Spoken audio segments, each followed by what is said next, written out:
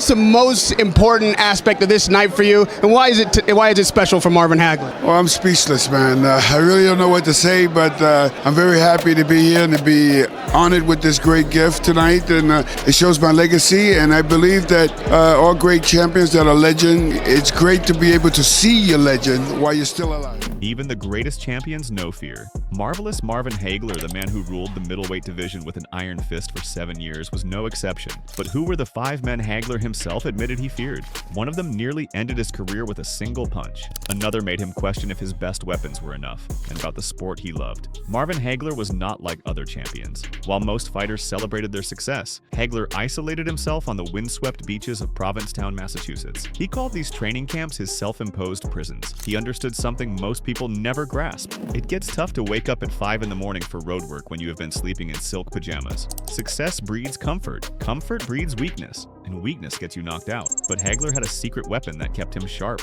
Fear. Not the kind that paralyzes you, but the kind that sharpens your focus. Professional fear. He knew that when a man steps into the ring, he is going to war. He admitted that knocking men out could be a very scary situation. This fear was not weakness. It was wisdom. And 5 fighters brought that fear to the surface more than any others. If you grew up watching Hagler fight, drop a comment and tell me which opponent you remember most. Did you see any of these legendary battles live? Let me know below.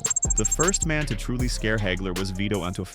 Before Hagler became the undisputed king, he was just another contender, fighting for respect in the tough gyms of Philadelphia and Boston. Nobody wanted to fight him. The champions avoided him. The promoters ignored him. But on November 30th, 1979, Hagler finally got his shot. He challenged Vito for the middleweight championship of the world. Was not a skilled boxer. Sports writers called his style neo-caveman. He used his head as a battering ram. He walked through punches like they were raindrops. And he turned every boxing match into a brutal street fight. This created a nightmare for Hagler. What do you do when your best punches cannot stop a man? What happens when violence itself fails? The fight at Caesar's Palace was chaos. Hagler landed clean combinations.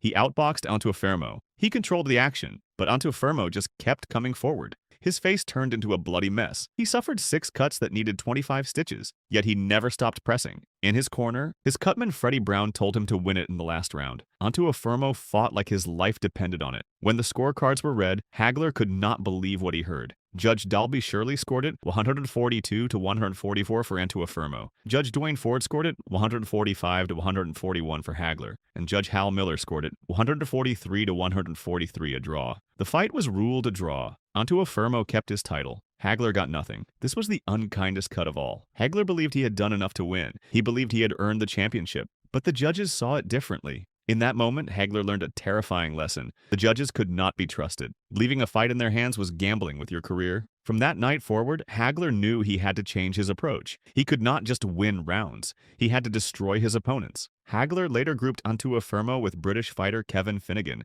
as the toughest men he ever fought. He often wondered how Antuofermo kept going. How does a man absorb that much punishment and still march forward? This resilience haunted Hagler. It showed him that his best weapons might not be enough. The fear of the unmovable object became real. But Antuofermo taught Hagler something valuable. Boxing is not just about skill. It is about will. And when will meets injustice, something has to break. Hagler decided it would be his opponents, not his spirit. He adopted a new philosophy. The only difference between street fighting and boxing is a referee stopping you from killing someone. Hagler would never leave another fight to the judges. He would finish what he started. When Hagler finally got his rematch with Antuofermo in 1981, he did not try to outbox him. He butchered him. The technical knockout victory was brutal and complete. Hagler had learned his lesson. Never trust the system. Only trust your fists. This became the foundation of everything that followed. Every training session in the cold. Every lonely run on the beach. Every brutal sparring round. All of it was preparation for a single truth. If you want something in this world, you cannot wait for someone to give it to you. You have to take it. The second fighter who made Hagler feel real fear was Roberto Duran. By November 1983, Duran was already a legend. He was known as Manos de Piedra, Hands of Stone. He had resurrected his career after the infamous No Mas fight against Sugar Ray Leonard. Now he was moving up to middleweight to challenge Hagler. Everyone expected a war, but Hagler feared something different. He did not fear Duran's power, he feared his brain. Hagler recognized that Duran was smart, maybe the smartest fighter in the ring. Duran was not just a brawler, he was a master tactician who set traps and countered perfectly. Hagler admitted that you do not barrel into a guy like Roberto Duran. Why take unnecessary punishment unless you have to? This caution came from a deeper fear. The fear of embarrassment, the fear of being the bigger, stronger champion, made to look foolish by a smaller, smarter veteran. The fight did not meet expectations of violence. Instead, the world watched a chess match. Duran used defensive skills that seemed impossible. He slipped punches by millimeters.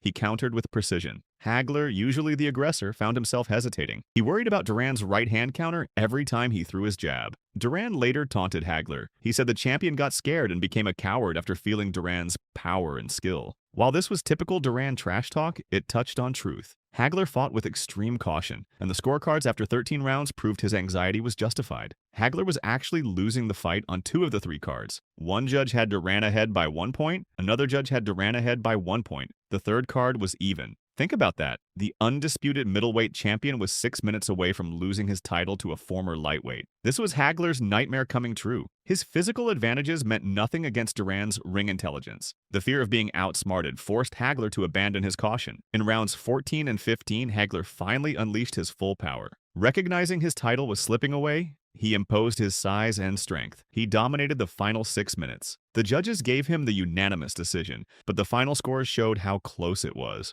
The margins were 146 to 145, 144 to 143, and 142 to 141. These razor-thin scores reflected the supreme difficulty of the fight. After the fight, Hagler's relief was obvious. He acknowledged that it was hard to hit Duran with a solid punch. He called Duran a crafty guy. This fight remains the only time Hagler successfully defended his title by decision rather than knockout. Duran did not threaten Hagler's health. He threatened his professional identity. The fear of being outsmarted forced Hagler to dig deeper than ever before. It showed that being the strongest and toughest is not always enough. Sometimes you need to outthink your opponent too. But if Duran represented the threat of the mind, Thomas Hearns represented the threat of immediate death. Standing 6 feet 1 inch tall with a skeletal frame, Hearns generated power that seemed impossible. He was the premier knockout artist of his generation. His right hand had knocked out Roberto Duran in 2 rounds. Hagler had failed to do that in 15. The build-up to their April 15, 1985 clash was filled with genuine hatred. Hagler wore a baseball cap with the word EW Air during the promotion. He knew a boxing match was impossible. He could not outfence the taller, longer Hearns. To win, he had to walk through danger itself. The first round of Hagler versus Hearns is celebrated as the greatest round in boxing history. But from Hagler's perspective, it was pure panic. He stormed out of his corner, not with calculated aggression, but with frantic rage. He needed to overwhelm Hearns before the hitman could find his range. The statistics from that round are incredible. Hagler landed 28.4 punches, 67% more than the middleweight average. He landed 19.5 power punches, 95% more than average. His connect percentage was 43.2%, over 13 points higher than normal. His plus-minus rating was 12.1, which is elite level. But despite this explosion of violence,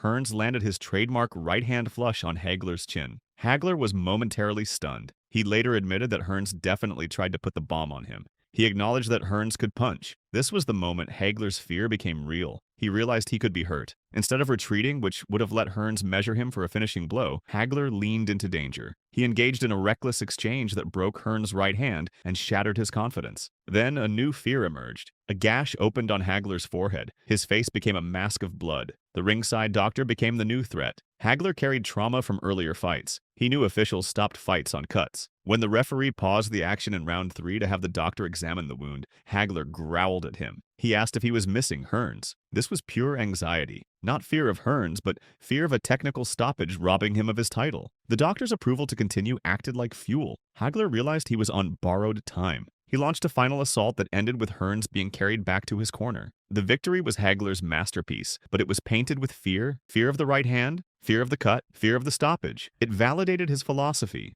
Destruct and destroy was the only safety net available. By March 1986, the wars were catching up with Hagler. Then came John Mugabi. The beast from Kampala entered the ring with a perfect record of 25 wins and 0 losses. Every single victory came by knockout. He was in many ways a younger, fresher version of Hagler himself, a relentless pressure fighter with heavy hands and an iron chin. The fear Mugabi brought was different. It was the fear of father time. Hagler was approaching the end of his career. Mugabi represented the new generation coming to take the throne. The question was whether the aging champion could withstand the onslaught of a man who had never heard the final bell. The fight was brutal. It lacked the flash of the Hearns fight, but exceeded it in sustained damage. Mugabi did not fold under Hagler's pressure. He fired back. Observers noted steam rising from the champion's head in the cool Las Vegas night air. This showed the incredible effort Hagler had to make to keep the beast at bay. Hagler admitted he had to wear Mugabi down. This strategy required absorbing tremendous punishment to drain the challenger's reserves. Unlike the tactical puzzle of Duran or the sprint against Hearns, Mugabi forced Hagler into a marathon of pain. The victory came by knockout in round 11, but it came at a heavy price. Boxing historians cite the Mugabi fight as the bout that eroded the last of Hagler's prime. Sitting ringside that night was Sugar Ray Leonard. He was officially retired at the time. Leonard watched Hagler struggle with Mugabi's speed and volume. He turned to his companion, actor Michael J. Fox, and said he could beat Hagler. Hagler's fear of the younger lion was validated. While he survived the challenge, the effort required to beat Mugabi stripped away his aura. He destroyed the beast. But the beast took a piece of him that could never be replaced. The final threat came from Sugar Ray Leonard. For years, a fight between them had been discussed. It finally happened in 1987 after Leonard had been inactive for 3 years. Hagler's fear of Leonard was unique. It was not fear of physical destruction. It was fear of politics. Fear of the system manipulating the sport. Leonard was boxing's golden child, an Olympic hero, a media darling, a charismatic superstar. He stood in stark contrast to Hagler's menacing persona. Hagler had always felt persecuted by the boxing establishment. He feared that against Leonard, the playing field would not be level. He suspected Leonard would not fight a war. Instead, Leonard would exploit the scoring system to steal a decision. The fight proved Hagler's fears correct. Leonard used a tactic called shoe shining. He threw rapid, flashy combinations that landed on arms and gloves, but looked impressive. Hagler fought out of an orthodox stance, a tactical error that confused experts. He surrendered the early rounds, letting Leonard bank points. The punch statistics tell an interesting story. Hagler threw 792 total punches, while Leonard threw 629.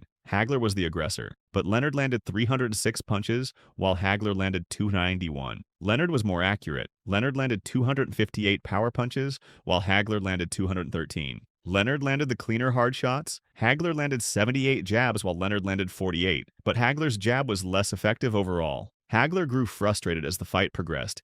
He could feel Leonard stealing rounds in the final 30 seconds with bursts of activity. Hagler remembered his own words. The only difference between street fighting and boxing is a referee stopping you from killing someone. In a street fight, Hagler's pressure would have eventually broken Leonard. In a boxing match, the rules favored the man who could hit and not get hit. The split decision loss to Leonard was Hagler's worst nightmare realized. A robbery by the establishment. Judge Jojo Guerra scored the fight 118 to 110 for Leonard. This scorecard was widely ridiculed as absurd, yet it contributed to Hagler losing his title. Judge Lou Filippo scored it 115 to 113 for Hagler. Judge Dave Moretti scored it 115 to 113 for Leonard. Hagler felt betrayed. He said he felt in his heart that he was still the champion. He said he really hated the politics of boxing. The fear that the system would conspire to dethrone him had come true. Leonard's victory drove Hagler into permanent exile in Italy. He turned his back on the sport that had finally disrespected him for the last time. The legacy of Marvin Hagler is often reduced to knockout highlights, but deeper analysis reveals a fighter defined by the specific fears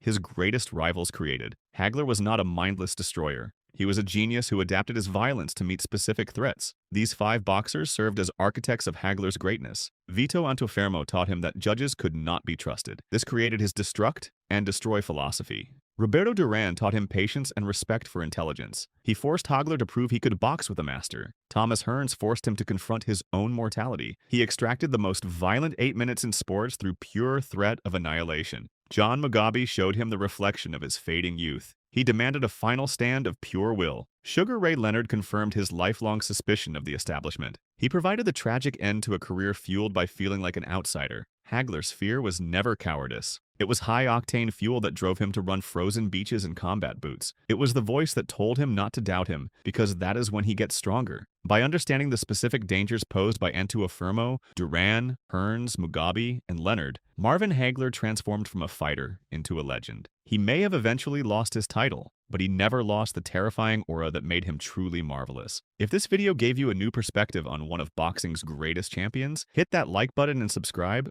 for more deep dives into boxing history. What other fighters should I analyze next? Let me know in the comments.